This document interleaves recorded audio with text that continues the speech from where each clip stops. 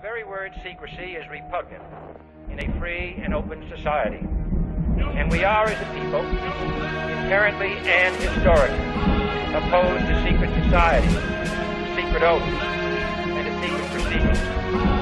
We decided long ago that the dangers of excessive and unwarranted concealment of pertinent facts far outweigh the dangers which are cited to justify it.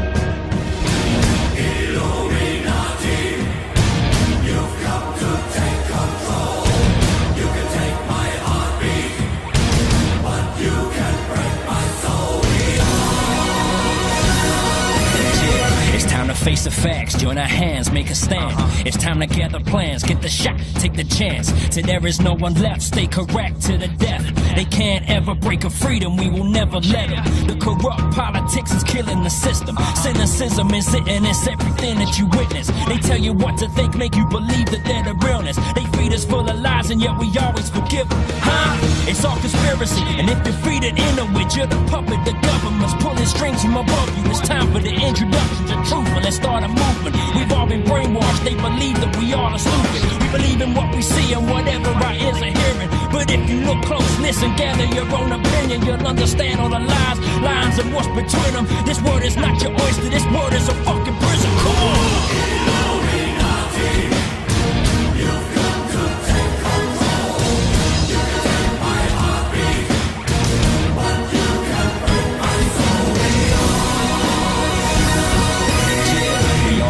To what's happening in our nation. No one will stand up for the fear of assassination. So they strip us of everything. We stand there and just take it. We're scared to make a stand, a false flag operation. Research Illuminati, find out by 9/11. You see they line their pockets, don't believe the lies they tell you.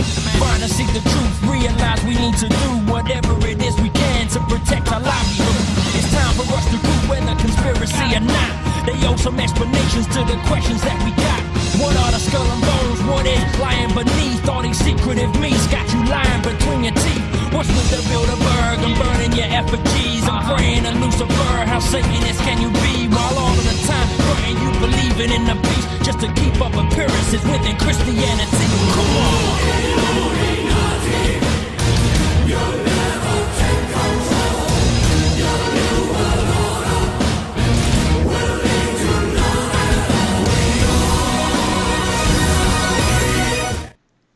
What's up, folks? Permanent Patriot here. Checking out some future weapons at the moment. But we'll be getting into vehicles shortly. But I just thought this was very interesting to share immediately because this is real cool stuff. Future tech of semi-tractor trailers. Big shout out to my man Louis. I know you're gonna love this one. So you just, come to Bang, type in future semis, and there's, a plethora of freaking vehicles and stuff you can go through. Like I said, I'll get to it in another video. But what I just wanted to show you some of the concepts that they got here, especially the oil tankers. For instance, they plan on having these as robot cars, robot vehicles, but they've also got a condensed bladder in the tank system. In other words, if the tank were to tip over or might have a chance of explosion, that would really help out. So we'll be getting into that soon. Just show you some cool designs of all these vehicles that they have. And let's give it up for the truck drivers. If it wasn't for them, America wouldn't be having shit. Neither would anybody else in the world. This is how our daily products are moved.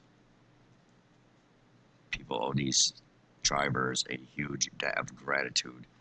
You certainly don't want a fucking robot doing their job. Taking a look at projected Walmart trucks for, I believe the release date is 2025, somewhere around there. Of course, you know Walmart's gonna come out with this shit first. You see the front end here, how that looks. Very nice and sleek. Okay, so get to how this works here in the cockpit.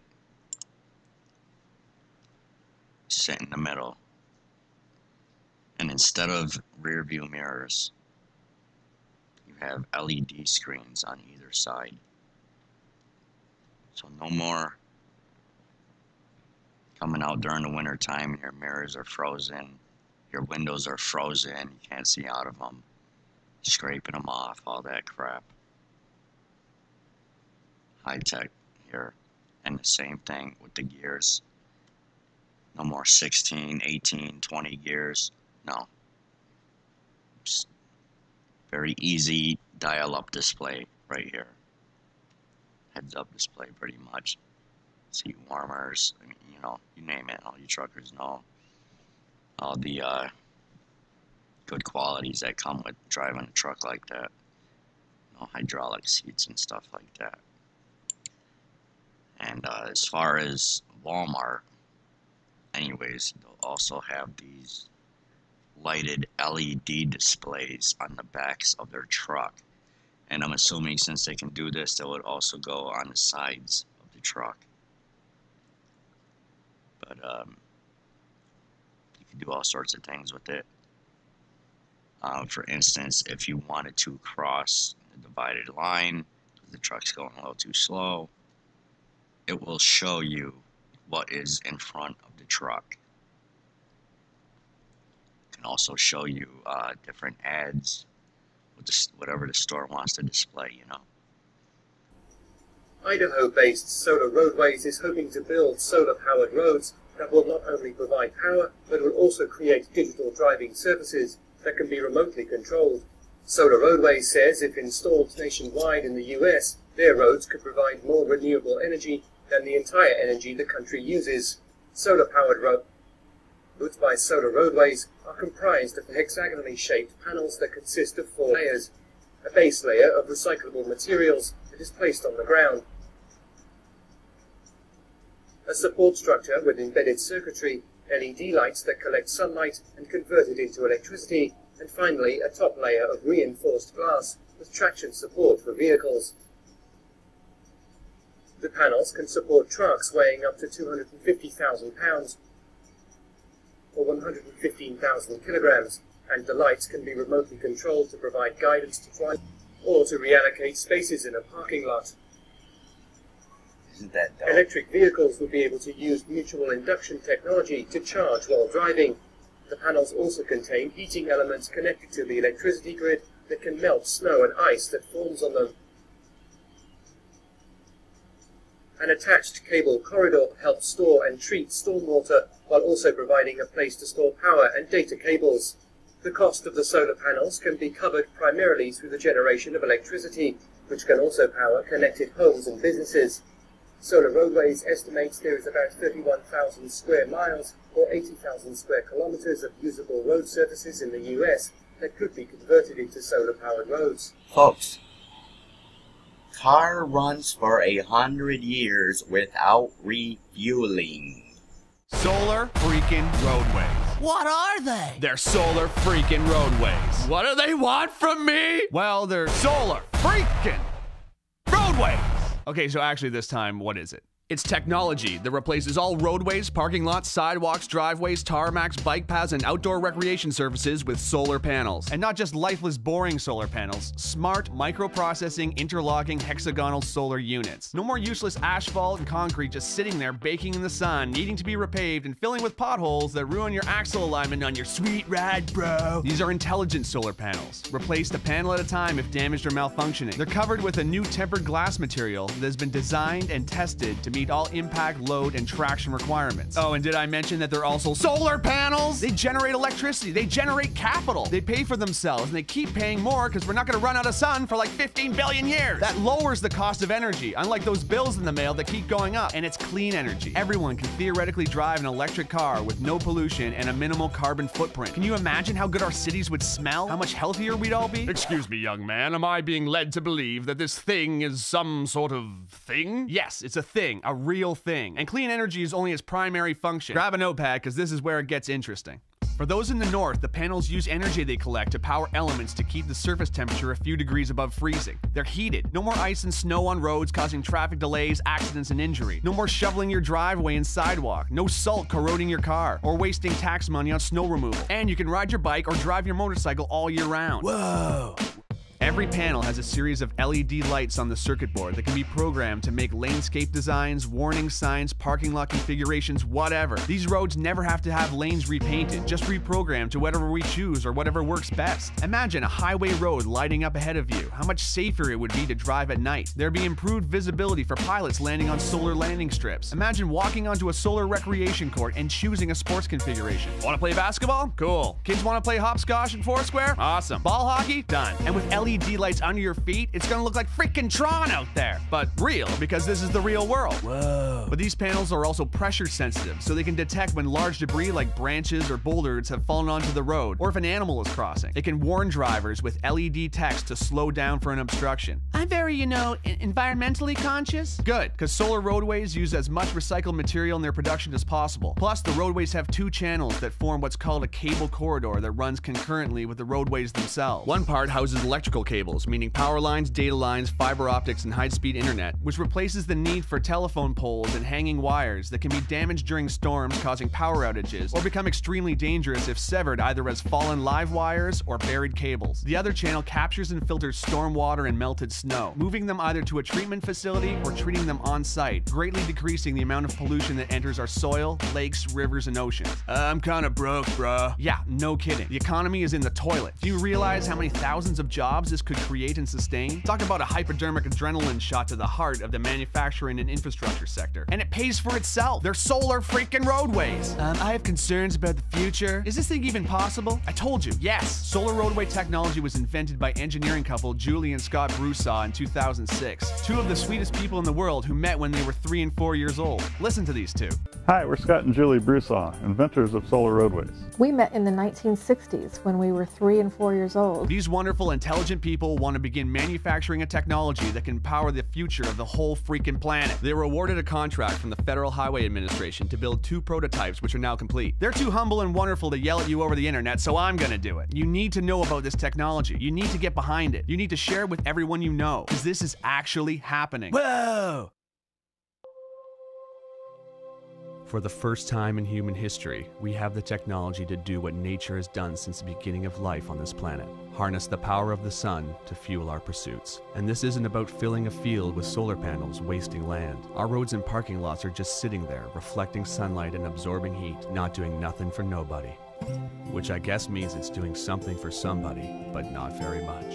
It's time for an upgrade. We have to make the changes we want to see in the world.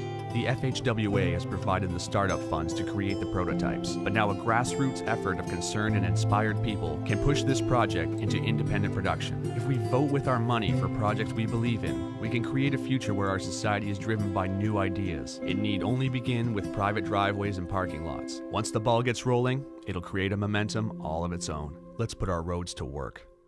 Not to mention, it's finally gonna look like the freaking future out there! City streets, driveways, sidewalks, and schoolyards glowing with LED panels? Are you kidding? Imagine street festivals, imagine Mardi Gras, imagine the Movement Electronic Music Festival in downtown Detroit, but all the concrete in Hart Plaza has been replaced with pressure-sensitive panels with multicolored lights in them. I would lose my mind. And not to mention, they're freaking solar panels! It has been estimated that if all the roads in America were converted to solar roadways, the country would generate 3 times as much energy as it currently uses. Think about that. An abundance of clean energy.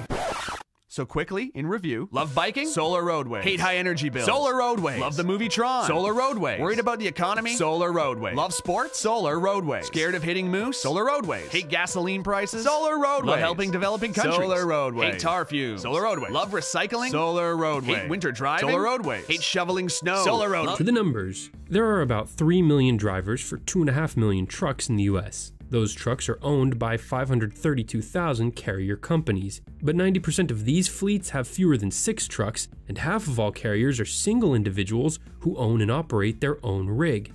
Then you have the middlemen, the freight brokers. These 13,000 companies play matchmaker between the manufacturers and wholesalers who are trying to get their goods to market, and the retailers who make the final sale to the consumer. Because this industry is so splintered, there aren't universal software systems tying it all together. In fact, 67% of shippers don't use software at all and rely solely on paper records in 2017. This creates tremendous inefficiency. When every piece of information has to be communicated through human interactions, drivers are frequently forced to wait hours to book or pick up a load, and sometimes they just don't. An estimated 20% of trucks on the road are empty. To solve these problems, investors are spending hundreds of millions of dollars on startups competing to develop the silver bullet, a software layer that can be used by every segment of the industry. Another area ripe for modernization is how trucks are powered. Today, medium and heavy-duty trucks account for 6% of the greenhouse gas emissions produced in America. To their credit, companies like Walmart are looking to transition to fleets powered by cleaner natural gas, the bridge fuel America has embraced to transition to renewables. And that's where Tesla comes in. Elon Musk, CEO of the electric car manufacturer, plans to unveil an electric-powered semi-truck in the next 6 months. Battery range will be the biggest obstacle to the widespread adoption of electric trucks, as Tesla's pack will probably only have a 200 to 300 mile range.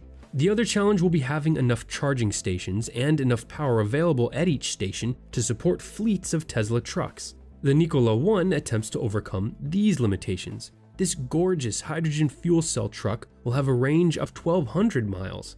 The young company plans to begin leasing their trucks by 2020 for about $6,000 a month, including the cost of fuel, but it will first need to build a network of about 400 charging stations throughout the country. Cutting the emissions of semi-trucks is great for the environment, but the real cost-saving opportunity lies in cutting out the drivers. It's been more than a year now since 6 convoys of semi-autonomous smart trucks arrived at the Netherlands port city of Rotterdam after leaving factories from as far away as Sweden and southern Germany. That experiment relied on a system called platooning, a semi-autonomous feature allowing trucks to find each other, link up, and draft to cut down on wind drag, saving energy, just like in NASCAR or the Tour de France. And in October, a self-driving truck completed the first commercial shipment by an autonomous vehicle, delivering a load of Budweiser more than 120 miles across Colorado. A human got the truck on the highway and engaged the autonomous system, then climbed out of the driver's seat. That truck was made by Otto Motors, which was recently acquired by Uber. And dozens of massive 240-ton trucks are already being used in Australian mines. So that's the near future we'll see in the next 10 years, fleets of driverless trucks. Some will be designed to be autonomous, while others will have the system installed later. Many will be electric, and nearly all will be connected to efficient networks that are not slowed down by frequent human input. Morgan Stanley estimates that making the American freight industry autonomous could save $170 billion a year in labor, fuel, productivity, and accident costs. Crashes involving big rigs killed 3,900 Americans in 2014 and injured another 110,000. In the longer term, if the drivers will be cut out, then we no longer need the tractor unit to pull the trailers, because the trailers will be powered by their own rechargeable electric batteries and will have their own autonomous driving systems. But let's go beyond self-driving trailers. Let's reimagine the whole system. By combining the emerging autonomous technologies that are being used to transport goods within a factory with the autonomous self-driving systems for long-haul transport, we can create an entirely new type of vehicle that will begin hauling trips as soon as it receives its cargo. These freight transport vehicles can vary in size, from small 3x3 foot cubes all the way up to traditional shipping container-sized boxes. By embracing this vision of the future sooner rather than later, we can avoid wasting resources by leapfrogging the in-between stage of building new fleets of semi-autonomous tractor-trailer trucks. But there's obviously a big downside. The imminent loss of millions of jobs will be an enormous challenge and will lead to an important debate about employment in the age of automation and the idea of a guaranteed universal income.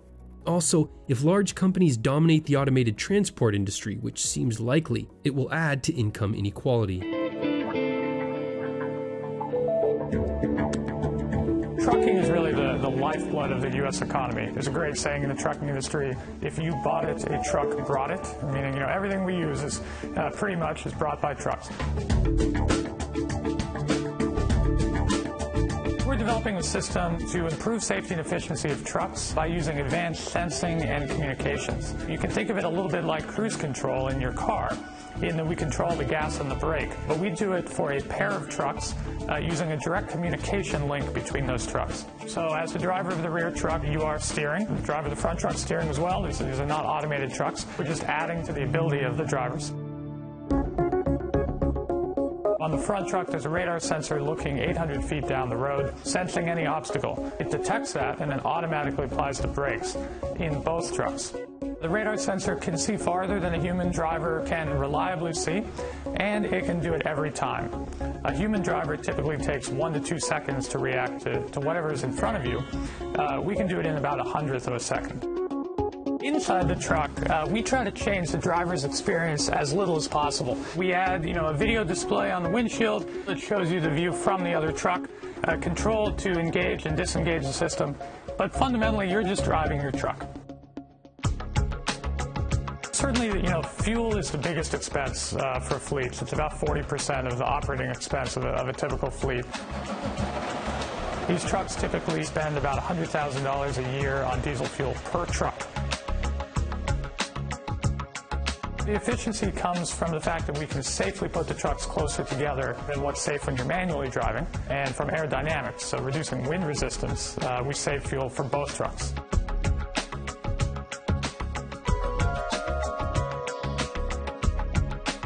We've tested the system. We've driven over 10,000 miles so far in our prototype trucks in platoon formation. The first large-scale deployments will be next year in 2015, and that's when you'll start seeing a lot of these trucks out on the road.